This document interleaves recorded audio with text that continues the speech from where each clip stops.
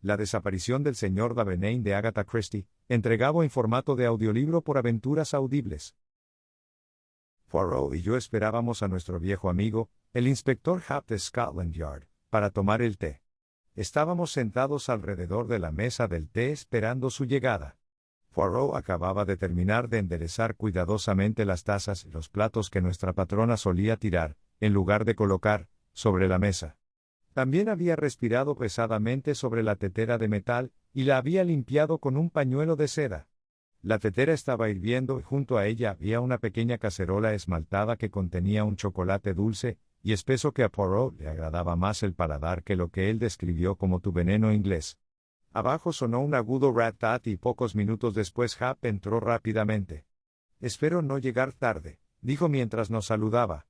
A decir verdad, estaba charlando con Miller, el hombre que está a cargo del caso Davenane. Aguzé el oído. Durante los últimos 3 días los periódicos habían estado llenos de la extraña desaparición del señor Davenane, socio principal de Davenane y Salmon, los conocidos banqueros y financieros.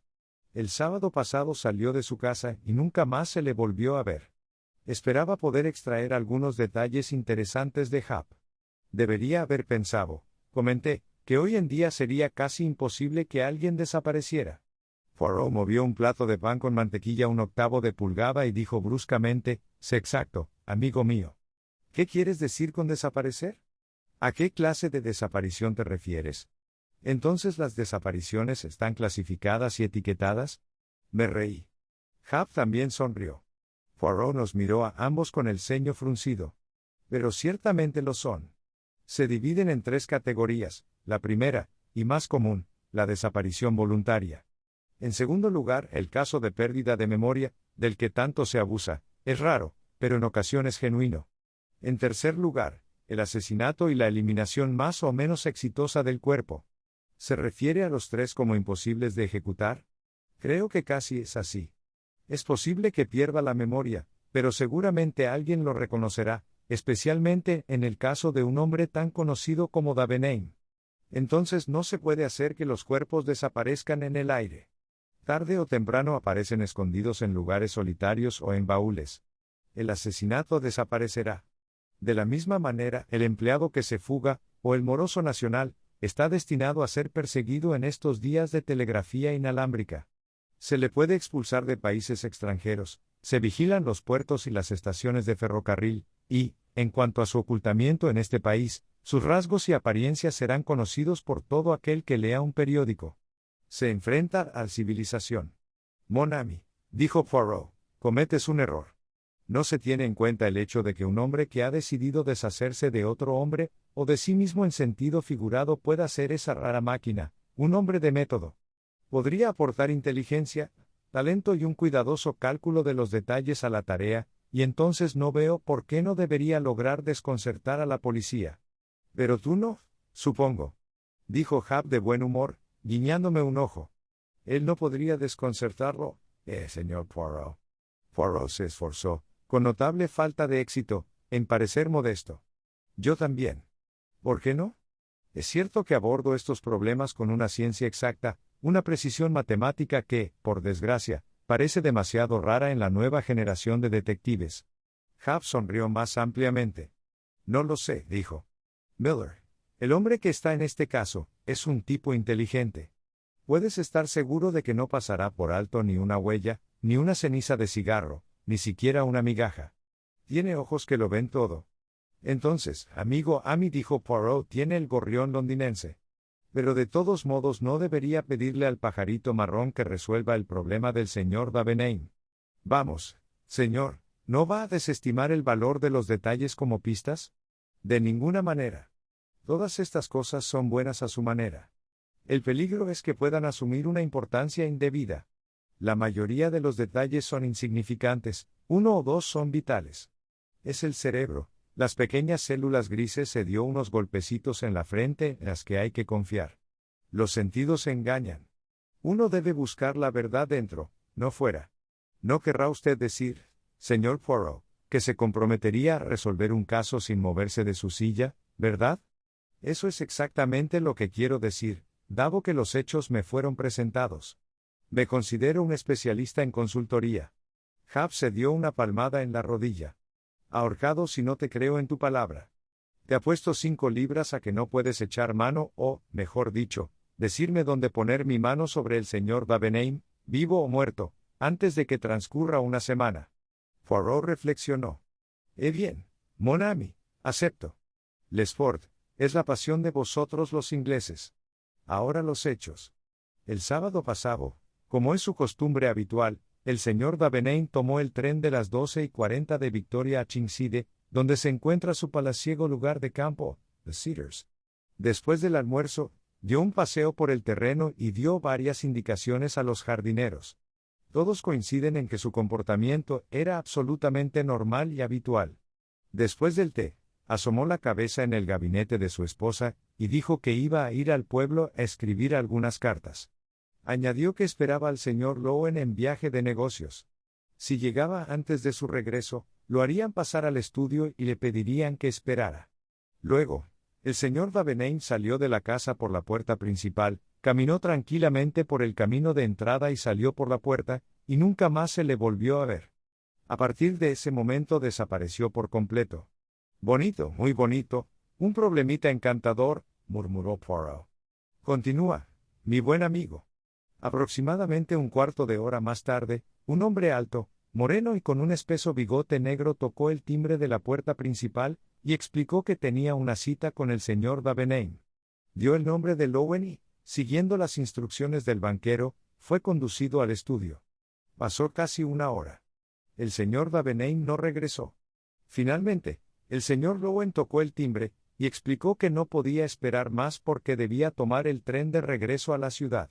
La señora Davenheim se disculpó por la ausencia de su marido, que parecía inexplicable, ya que sabía que él estaba esperando al visitante. El señor Lowen reiteró su arrepentimiento y se marchó. Bueno, como todo el mundo sabe, el señor Davenheim no regresó. El domingo por la mañana temprano se comunicó con la policía, pero no pudieron aclarar el asunto. El señor Davenheim parecía literalmente haberse desvanecido en el aire. No había estado en la oficina de correos, tampoco se le había visto pasar por el pueblo. En la estación comprobaron que no había partido en ningún tren. Su propio motor no había salido del garaje.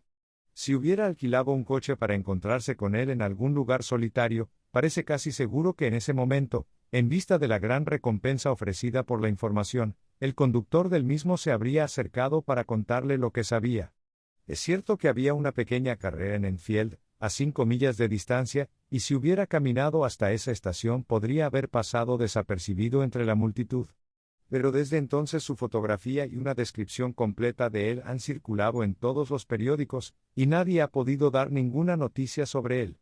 Por supuesto, hemos recibido muchas cartas de toda Inglaterra, pero hasta ahora cada pista ha terminado en decepción. El lunes por la mañana salió a la luz otro descubrimiento sensacional. Detrás de una persiana en el estudio del señor Davenheim hay una caja fuerte, y esa caja fuerte había sido forzada y saqueada. Las ventanas estaban bien cerradas por dentro, lo que parece excluir un robo ordinario, a menos, por supuesto, que un cómplice dentro de la casa las volviera a cerrar después.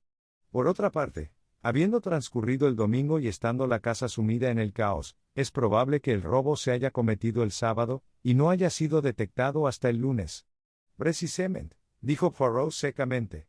Bueno, está arrestado, sé. ¿Pobre M. Lowen? Hap sonrió. Aún no.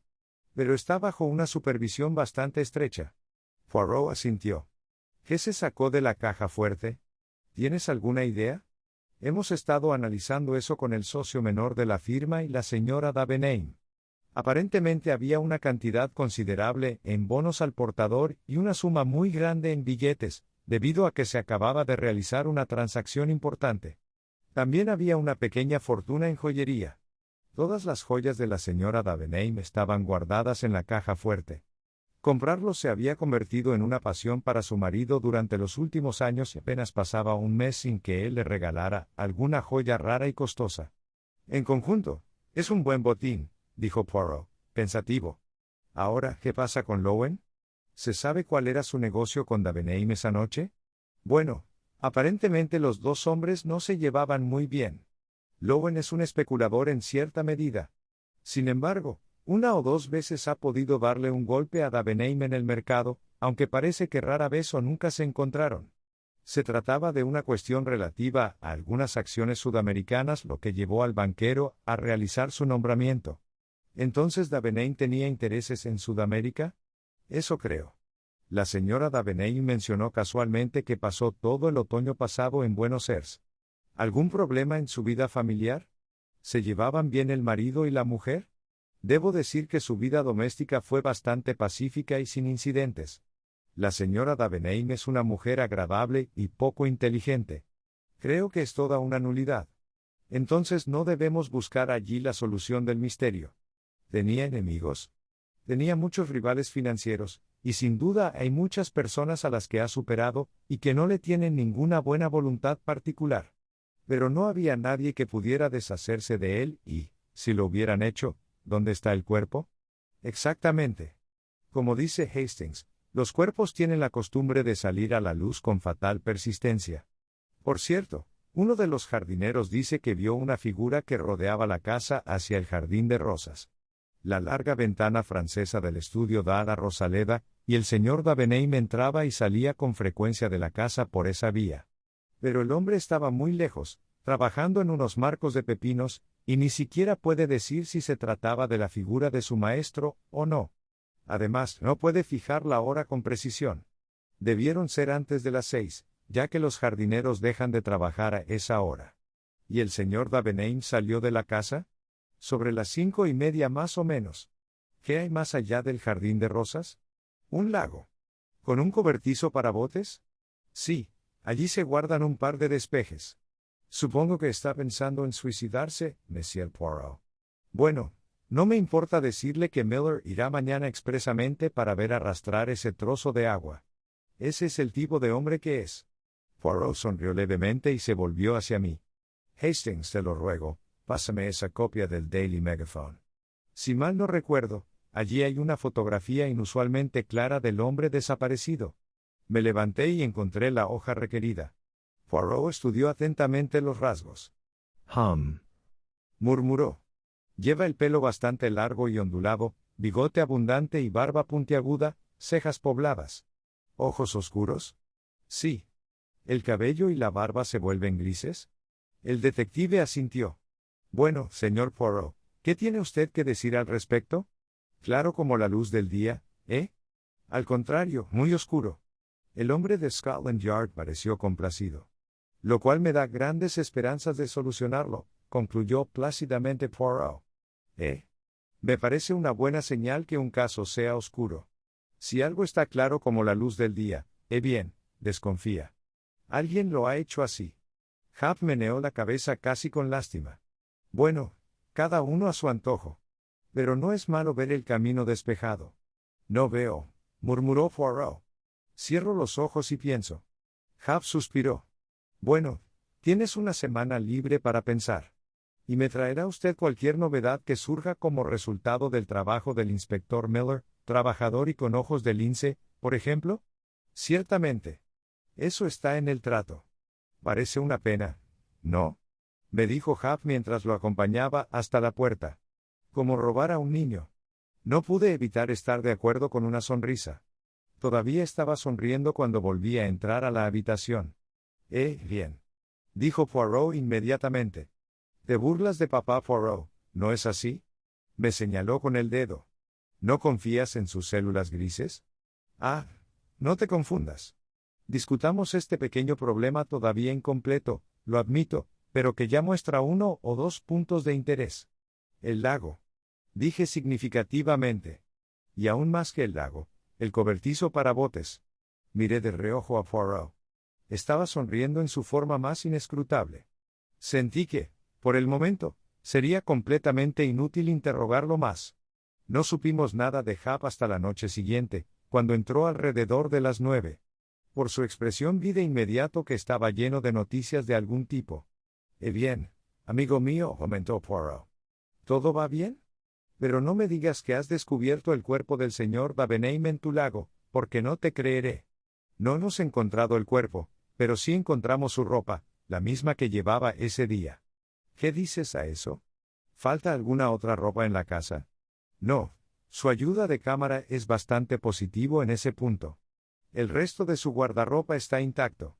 Hay más. Hemos arrestado a Lowen. Una de las criadas, cuya tarea es cerrar las ventanas del dormitorio, declara que vio a Lowen acercarse al estudio a través del jardín de rosas alrededor de las 6:15. Pasarían unos 10 minutos antes de que saliera de casa. ¿Qué dice él mismo a eso?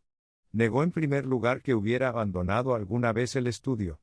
Pero la doncella estaba segura y después fingió que se había olvidado de salir por la ventana para examinar una especie inusual de rosa. Una historia bastante débil. Y han salido a la luz nuevas pruebas contra él. El señor Davenant siempre llevaba un grueso anillo de oro con un diamante solitario en el dedo meñique de su mano derecha.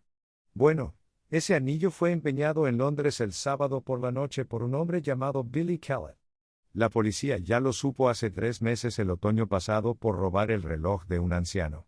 Parece que intentó empeñar la red en no menos de 5 lugares diferentes, lo logró en el último, se emborrachó gloriosamente con las ganancias, agredió a un policía y, como consecuencia, lo atropellaron. Fui a Bow Street con Miller y lo vi.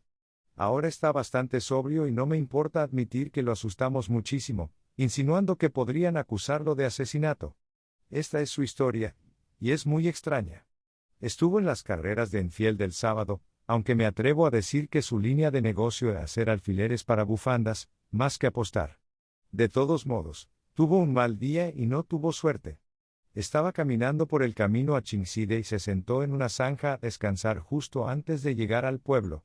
Unos minutos más tarde vio a un hombre que venía por la carretera que conducía al pueblo, un caballero de tez oscura, con un gran bigote, uno de esos ricos de la ciudad, es su descripción del hombre. Kellett estaba medio oculto del camino por un montón de piedras.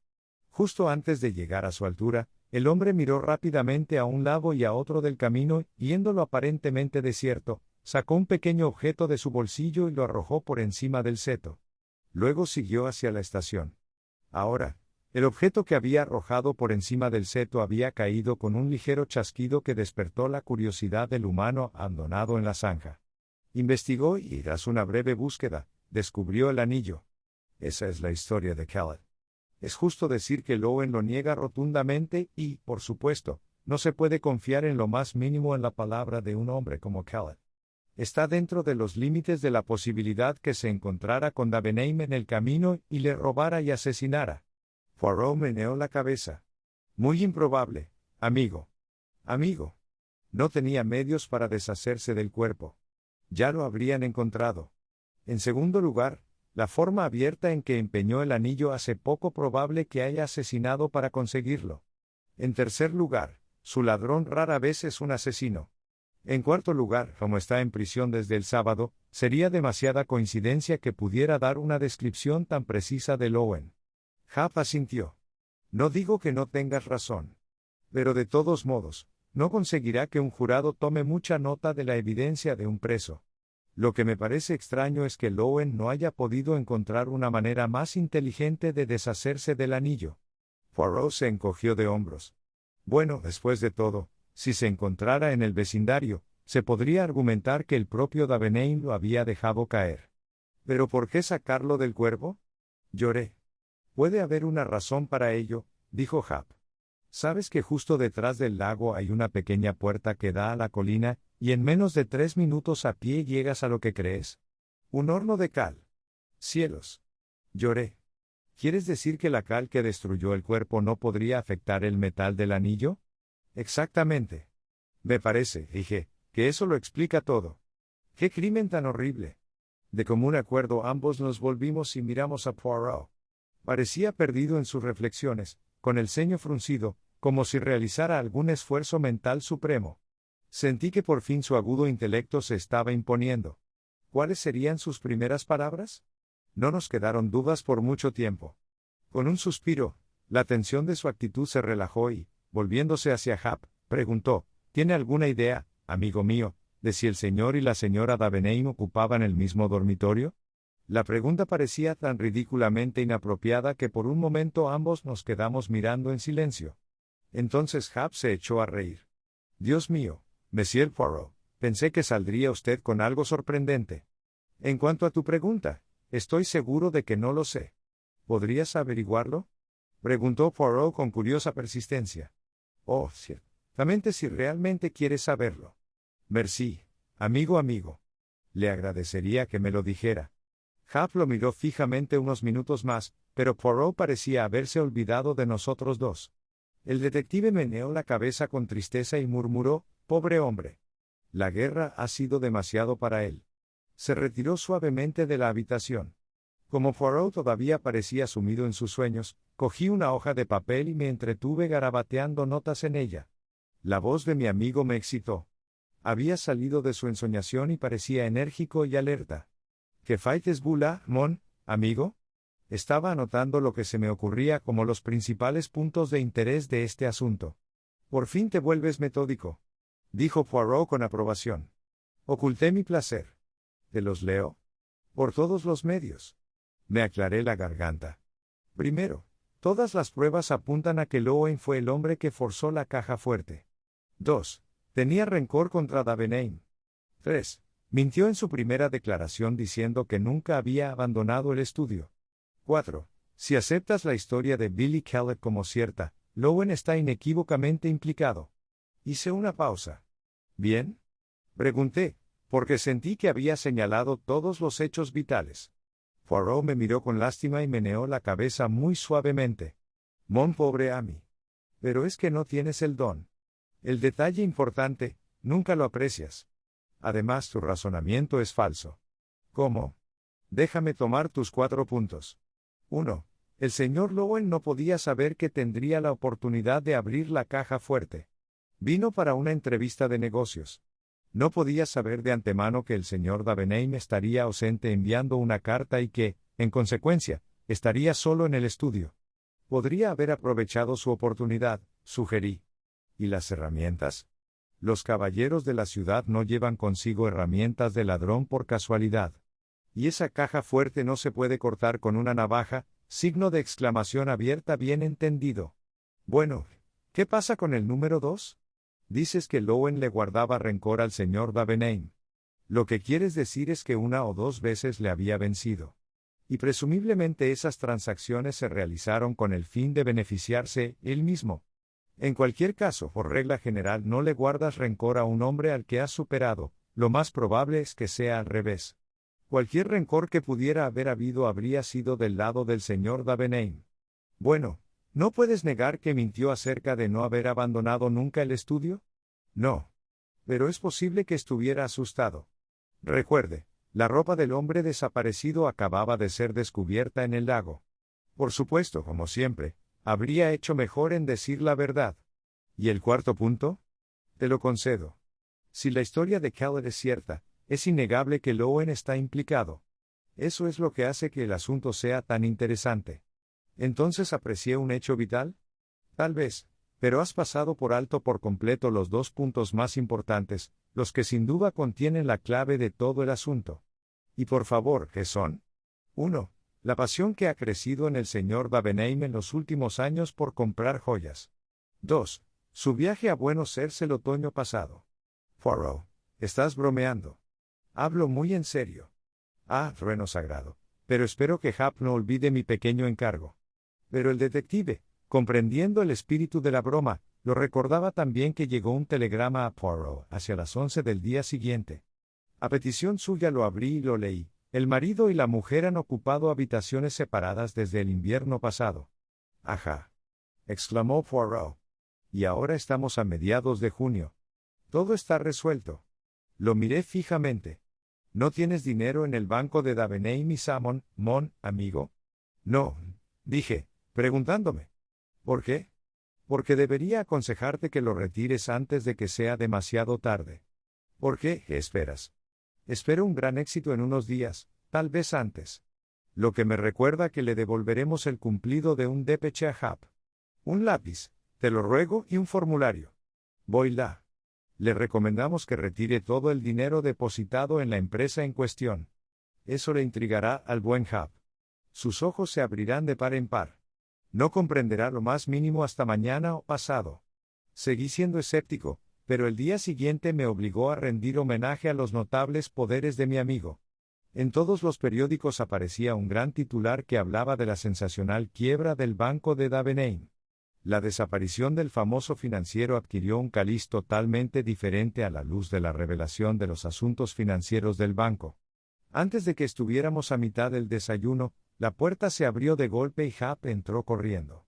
En su mano izquierda había un papel, a su derecha estaba el telegrama de Poirot, que dejó caer sobre la mesa delante de mi amigo. ¿Cómo lo supo, señor Poirot? ¿Cómo diablos pudiste saberlo? Poirot le sonrió plácidamente. Ah, amigo Amy, después de tu cable, era una certeza. Desde el principio, nos vemos, me llamó la atención que el robo a la caja fuerte fuera algo extraordinario. Joyas, dinero en efectivo, bonos al portador, todo tan convenientemente dispuesto para quién. Bueno, el buen señor Davenheim era de esos que cuidan del número 1, como dice su refrán. Parecía casi seguro que lo había arreglado él mismo. Luego su pasión de los últimos años por comprar joyas. ¡Qué sencillo! Los fondos que había desfalcado los convirtió en joyas, sustituyéndolas a su vez probablemente por duplicados en pasta, y así guardó en un lugar seguro, bajo otro nombre, una considerable fortuna de la que disfrutaría a su debido tiempo, cuando todos hubieran sido desechados. Fuera de la pista. Una vez terminados los preparativos, concerta una cita con el señor Lowen, que ha sido lo suficientemente imprudente en el pasado como para cruzarse con el gran hombre una o dos veces, hace un agujero en la caja fuerte, y deja órdenes de que conduzcan al invitado al estudio, y sale de la casa, donde Poirot se detuvo y alargó la mano para coger otro huevo cocido. Él frunció el ceño. Es realmente insoportable, murmuró, que cada gallina ponga un huevo de diferente tamaño. ¿Qué simetría puede haber en la mesa del desayuno? Al menos deberían clasificarlos por docenas en la tienda. No importa los huevos, dijo Hap con impaciencia. Déjenlos colocarlos en escuadras si quieren. Díganos a dónde fue nuestro cliente cuando dejó The Cedars, si lo sabe. Bien, se dirigió a su escondite. Ah, ese señor Davenheim, puede que tenga alguna malformación en sus células grises, pero son de primera calidad. ¿Sabes dónde se esconde? Ciertamente. Es muy ingenioso. Por amor del Señor, dínoslo entonces. Poirot recogió con cuidado cada fragmento de cáscara de su plato, los colocó en la huevera y puso la cáscara vacía encima de ellos. Concluida esta pequeña operación, sonrió ante el bonito efecto y luego nos sonrió afectuosamente a ambos. Venid, amigos míos, sois hombres inteligentes. Háganse la pregunta que yo me hice. Si yo fuera este hombre, ¿dónde debería esconderme? Hastings, ¿qué dices? Bueno, dije, me inclino a pensar que no haría ningún rayo en absoluto. Me quedaría en Londres, en el corazón de la ciudad, viajaría en metro y autobús, 10-1 que nunca sería reconocido. Hay seguridad en una multitud. Poirot se volvió inquisitivamente hacia Hap. No estoy de acuerdo. Aléjese de inmediato, esa es la única posibilidad. Habría tenido mucho tiempo para preparar las cosas de antemano. Tendría un yate esperando, con el vapor a tope, y me iría a uno de los rincones más apartados del mundo antes de que comenzara el alboroto. Ambos miramos a Poirot. ¿Qué dice usted, señor? Por un momento permaneció en silencio. Entonces una sonrisa muy curiosa cruzó por su rostro. Amigos míos, si me estuviera escondiendo de la policía, ¿saben dónde debería esconderme? En una prisión. Signo de interrogación abierta ¿qué? Está usted buscando al señor Davenheim para meterlo en prisión, así que no se le ocurre ir a buscarlo para ver si no está ya allí. ¿Qué quieres decir? Me dice que Madame Davenheim no es una mujer muy inteligente. Sin embargo, creo que si la llevaras a Bow Street y la confrontaras con el hombre Billy Kellett, ella lo reconocería. A pesar de que se ha afeitado la barba, el bigote y las cejas pobladas y se ha cortado el pelo. Una mujer casi siempre conoce a su marido, aunque el resto del mundo pueda engañarse. Billy Kellett. Pero la policía lo conoce. ¿No te dije que Davenheim era un hombre inteligente? Preparó su coartada con mucha antelación. El otoño pasado no estuvo en Buenos Aires, estaba creando el personaje de Billy Kellett, cumpliendo 3 meses, para que la policía no tuviera sospechas cuando llegara el momento. Recordemos que jugaba por una gran fortuna, además de por la libertad. Valió la pena hacerlo a fondo. Solo, ¿sí? Bien, Después tuvo que usar barba y peluca postizas, tuvo que maquillarse nuevamente como él mismo, y dormir con barba postiza no es fácil, invita a ser descubierto. No puede arriesgarse a seguir compartiendo la habitación de Madame su esposa. Descubriste por mí que durante los últimos 6 meses, o desde su supuesto regreso de Buenos Aires, él y la señora Davenheim ocuparon habitaciones separadas. Entonces estuve seguro. Todo encajaba. El jardinero, que creyó ver a su amo dando la vuelta hacia un costado de la casa, tenía toda la razón.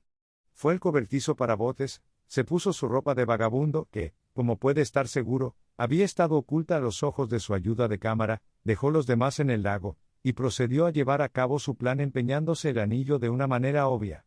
Y luego agredir a un policía y llegar sano y salvo al refugio de Bow Street, donde a nadie se le ocurriría buscarlo. Es imposible, murmuró Hap. Pregúntale a Madame, dijo mi amigo, sonriendo.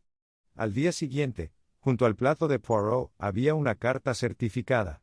La abrió y salió volando un billete de 5 libras. La frente de mi amigo se arrugó. Signo de exclamación abierta a, sagrado. ¿Pero qué haré con él? Tengo mucho remordimiento. Sé pobre Hap. Ah, una idea. Cenaremos un poco los tres. Eso me consuela. Realmente fue demasiado fácil. Me avergüenzo. Yo, que no le robaría a un niño 1.000.000.000 $. Mon ami, ¿qué tienes para que te rías tanto? El fin. Gracias por escuchar un audiolibro de Aventuras Audibles. Asegúrate de encontrar audiolibros más entretenidos en el canal.